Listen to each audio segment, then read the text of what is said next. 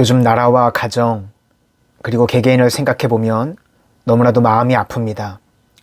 저 역시 더 이상 내려갈 것이 없는 상황 가운데 놓여 있었습니다. 그런 가운데 오늘 홍민기 목사님의 책을 통해서 하나님의 위로하심과 새롭게 하심을 체험했습니다. 바라기는 오늘 책 리뷰를 통해서 저에게 임했던 동일한 은혜가 여러분 삶 가운데도 임하시기를 소망합니다. 첫째, 목자 되심입니다. 여호와는 나의 목자시니 내게 부족함이 없으리로다.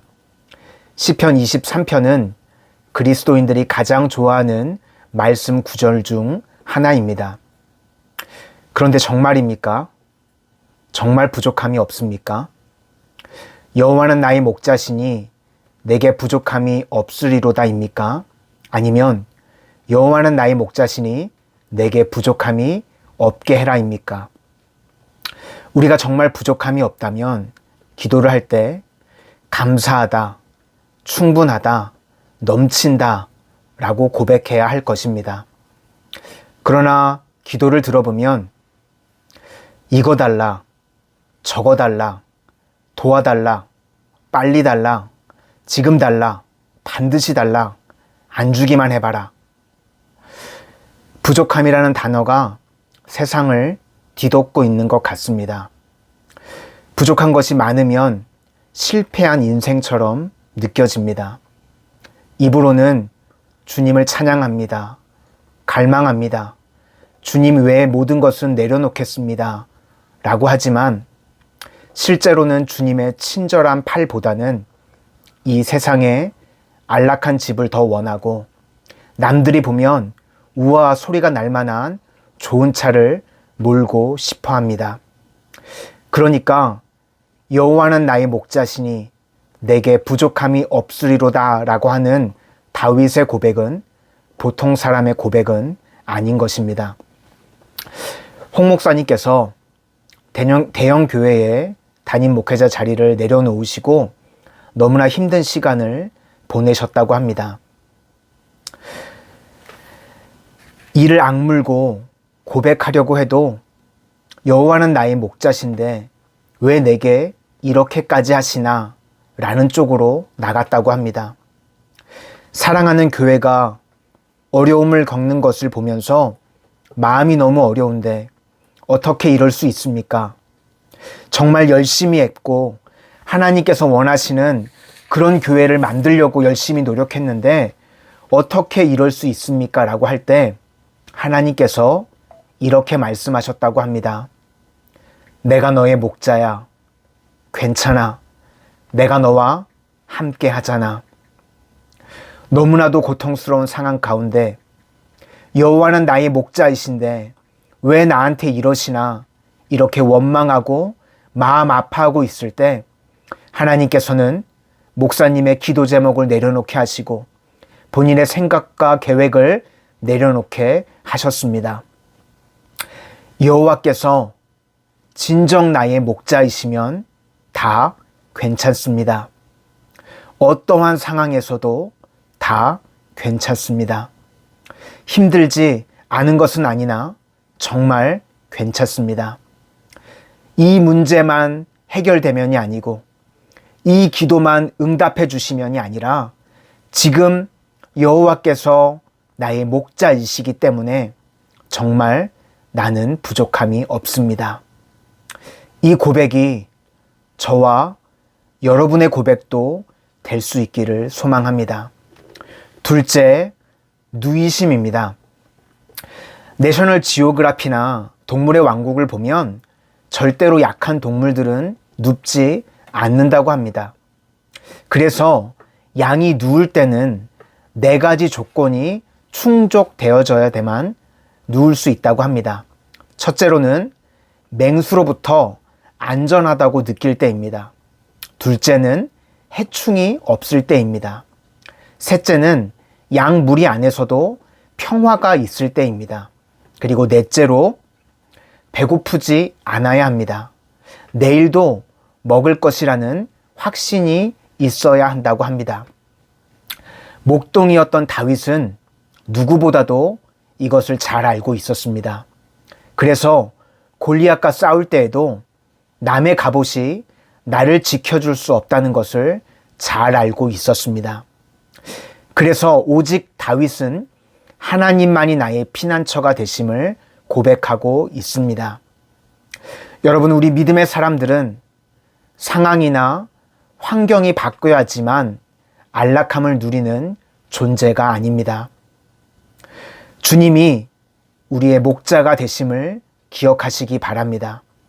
그리고 여러분들에게 주님께서 이렇게 말씀하십니다. 내가 너의 목자야. 괜찮아. 내가 너와 함께 하잖아.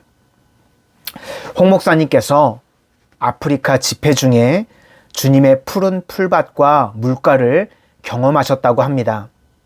아프리카 교회는 교회 지붕과 벽돌 외에는 다른 것이 없었다고 합니다. 주보나 책도 없고 영상이나 음향시설도 없었습니다.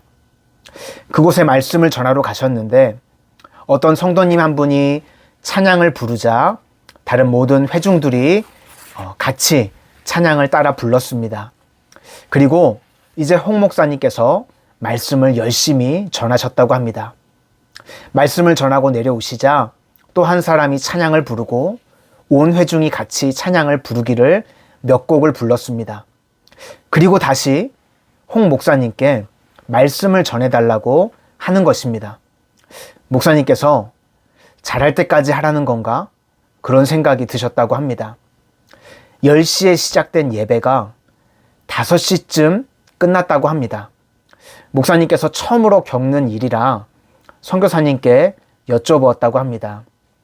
그랬더니 이 아프리카 성도님들은 매일 하루에 한 끼 정도를 먹는데 주일날은 그 한 끼마저도 주님께 드리고 온전히 헌신을 하면서 예배를 드린다는 것이었습니다. 아무것도 먹지 못하고 하루 종일 하나님을 예배하는데 홍민기 목사님께서는 그렇게 기뻐하고 주님만으로 감사하는 모습을 잘 사는 성도님들의 모습 속에서는 거의 본 적이 없다고 고백하셨습니다. 하나님께 너무나 부끄럽고 죄송해서 쥐구멍이라도 있으면 숨고 싶은 심정이었다고 고백했습니다. 하나님 아버지는 마음이 어떠실까? 우리같이 많이 받은 사람들은 더 달라, 왜 안 주냐, 이런 식으로 하실 거냐 하나님께 따지는데 우리가 볼 때 아무것도 받은 것이 없는 사람들이 감사하고 기뻐하며 찬양할 때 세상의 안락한 곳이 쉴 만한 물가가 아닙니다. 사명자가 사명자답게 살며 주님과 깊은 교제와 안식을 이루는 곳을 말합니다. 예수님만을 붙잡고 살아가는 그곳입니다. 여러분의 쉴 만한 물가는 무엇입니까? 하나님을 붙잡으려면 지금 붙잡고 있는 것을 내려놓아야 합니다. 셋째, 인도하심입니다. 주의 길로 인도하시는 하나님을 붙잡고 산다는 의미는 강력한 하나님의 말씀을 붙잡고 산다는 것입니다. 하나님의 말씀을 주야로 묵상하고 붙잡고 살아가는 것을 의미합니다. 하나님의 말씀을 묵상하는 사람의 묵상은 히브리어로 하가입니다. 유진 피터스는 이 책을 먹으라라는 책에서 이 구절에 대한 설명을 예화로 잘 풀어냈습니다. 몇 년 전에 큰 뼈다귀를 좋아하는 개를 키운 적이 있다.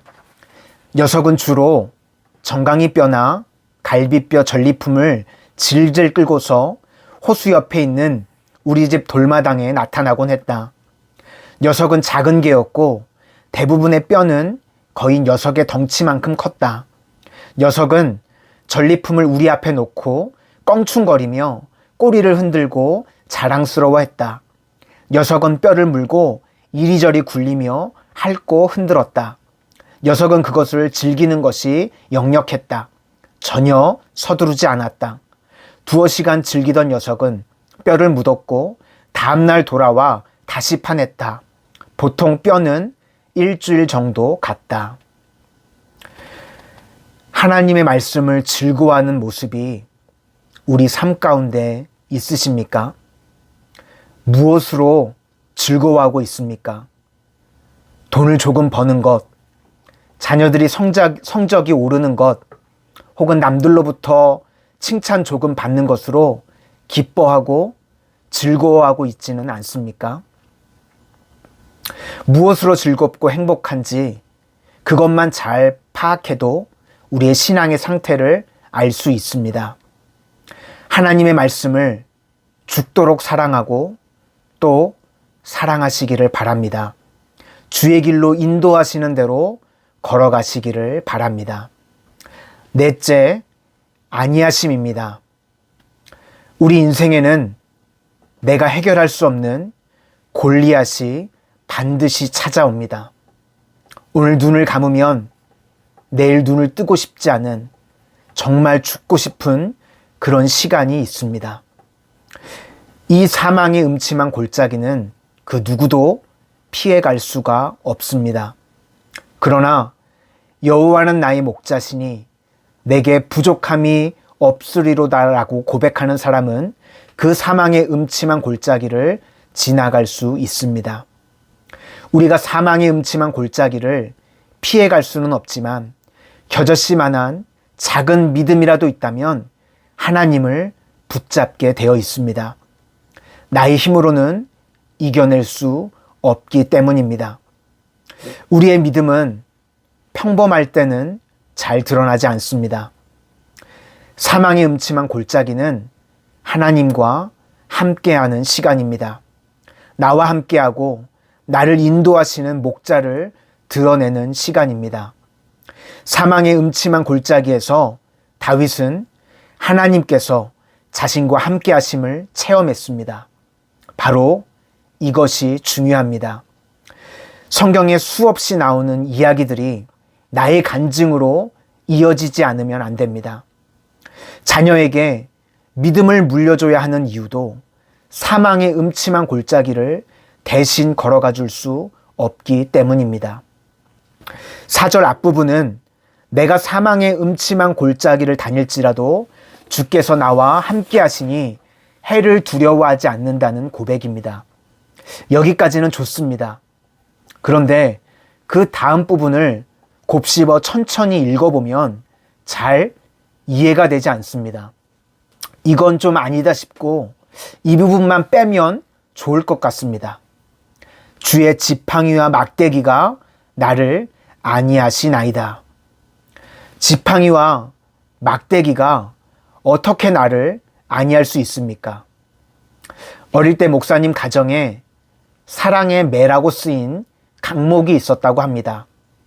그 강목으로 맞을 때마다 사랑을 느껴본 적이 단 한 번도 없으셨다고 합니다. 우리는 맞는 것을 좋아하지 않습니다. 그런데 지팡이와 막대기가 어떻게 우리를 안위하고 평안을 준단 말입니까? 양은 잘 듣지도 못하고 보지도 못하고 방향 감각도 없습니다. 그런데 한 가지가 있는데 소신이 있다고 합니다. 그래서 자기 소신껏 가고 싶은 곳으로 갑니다. 그러면 목자가 그것을 바라보고 있다가 더 이상은 안 되겠다 싶으면 구부러진 지팡이를 양 목에다 걸어서 확 당겨서 무리 안으로 다시 오게 한다고 합니다. 양 입장에서 얼마나 기분이 나쁘겠습니까? 신앙에서 가장 잘못된 것은 자기가 원하는 대로 사는 것입니다. 이 막대기와 지팡이가 없다면 양은 자기 마음대로 가게 됩니다. 그렇게 가면 행복하고 좋을 것 같지만 그 길은 죽음의 길입니다. 어릴 적에 사랑의 매로 맞으면 사랑을 느껴본 적이 없지만 부모가 되면 헤아리게 되는 것이 있습니다. 아이를 혼내며 종아리를 때릴 때가 있습니다. 그러면 아이는 맞고 방에 들어가 잠을 잡니다. 그러나 그날 밤 부모는 잠을 못 잡니다. 마음이 아파서. 하나님께서 우리를 그렇게 사랑하십니다. 다섯째, 채우심입니다. 다윗이 이렇게 고백합니다. 내 잔이 넘치나이다. 잔이 넘치려면 두 가지가 있어야 합니다. 하나는 잔에 뭔가가 부어져 채워져야 하고 또 채울 잔이 있어야 하는 것입니다. 부어져야 하는 부분은 주께서 주시는 것이기 때문에 문제가 없습니다. 하나님께서는 우리에게 날마다 우리에게 크신 은혜를 부어주시기 때문입니다. 그러므로 중요한 것은 바로 잔의 상태입니다. 이 잔은 나의 상태를 가리킵니다. 우선 잔이 너무 작으면 폭포수 같은 주님의 은혜를 다 담을 수가 없습니다. 간장종지 같은 그릇은 폭포수에 갖다 내면 물이 다 밖으로 튕겨져 나가고 맙니다. 그러므로 우리가 날마다 말씀을 통해서 우리의 믿음의 그릇을 키워야 합니다. 두 번째로, 잔이 깨어져 있으면 하나님의 은혜를 우리 잔에 채울 수가 없습니다. 시험에 드는 것이 이러한 경우입니다. 우리는 꼭 사람하고 문제가 생기게 되는데 시험에 들면 예배도 힘들고 신앙생활도 힘들어집니다. 운동의 기본은 힘을 빼는 것이라고 합니다. 영적 신앙생활도 마찬가지입니다.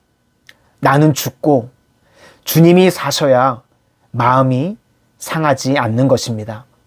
또 셋째로, 잔이 깨어져 있다는 것은 하나님과 나의 관계가 무너져 있다는 것을 의미합니다. 내가 아무리 은혜의 장소에 있어도 은혜를 받을 수가 없습니다.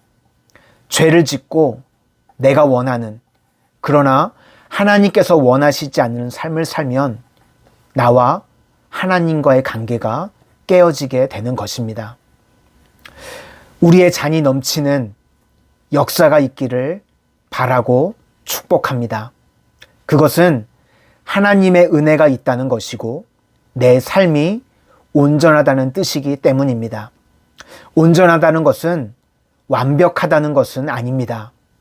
나는 주님의 양으로 살기로 했다는 것입니다. 여섯째, 동행하심입니다. 광야는 혹독합니다. 낮의 그 뜨거움은 밤의 차가움으로 변하고 한시도 평안이 없습니다. 만약 그곳에 홀로 남겨져 있다면 마치 지옥을 보는 것과 같을 것입니다. 그러나 광야에 유익이 있습니다. 광야는 세상의 소리로부터 멀어지고 하나님의 음성이 들리는 장소입니다. 광야의 시간 속에 다윗은 원망하거나 불평하지 않았습니다. 침을 질질 흘리면서 목숨을 연명할 때에도 그는 목자를 의지하고 신뢰했습니다. 자신은 목자를 의지해야 사는 양이라는 것을 잊지 않았습니다. 광야의 시간을 허비하지 마시기 바랍니다. 남을 탓하고 억울해하고 분노하며 시간을 허비하지 마십시오. 그 시간에 하나님을 찾아야 합니다. 주 예수와 동행하니 그 어디나 하늘나라라는 찬송과 같이 주님을 믿으면 천국이 시작됩니다. 주님과 동행하면 천국의 맛을 보게 됩니다. 여호와는 나의 목자시니 내게 부족함이 없습니다. 막막한 문제 사이에서도 나를 인도하시는 분은 하나님이십니다. 내가 저지른 문제 속에서도 모든 것을 합력하여 선을 이루시는 분이 하나님이십니다. 여호와만 나의 목자이십니다. 더 이상 내려갈 곳이 없었다라는 이 책을 읽으면서 저는 제 삶과 오버랩 되는 것 같았습니다. 저는 대형교회에 부목사로 10년 동안 사역을 했습니다. 그리고 이제 임지를 옮기려는 순간 그만 제 계획이 틀어지고 말았습니다. 거기에 코로나까지 겹치게 되었습니다. 바쁘게 사역을 하던 주일날 갈 곳이 없었습니다. 예배는 드려야겠는데, 그래서 제가 개인적으로 좋아하던 목사님 교회를 찾아가기로 했습니다.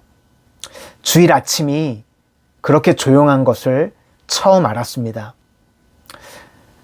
예배를 드리기 전 별다방에 가서 커피도 마시면서 이리저리 둘러보았습니다.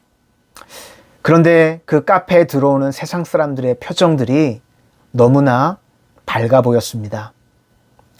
한 주 동안의 피로를 안고 교회의 여러 가지 사역으로 바쁘게 움직이는 저의 모습이 생각났습니다. 적어도 영혼의 문제가 해결된 우리들이라면 세상 사람들보다 더 빛나고 밝아야 하는데 저에게 충격으로 다가왔습니다.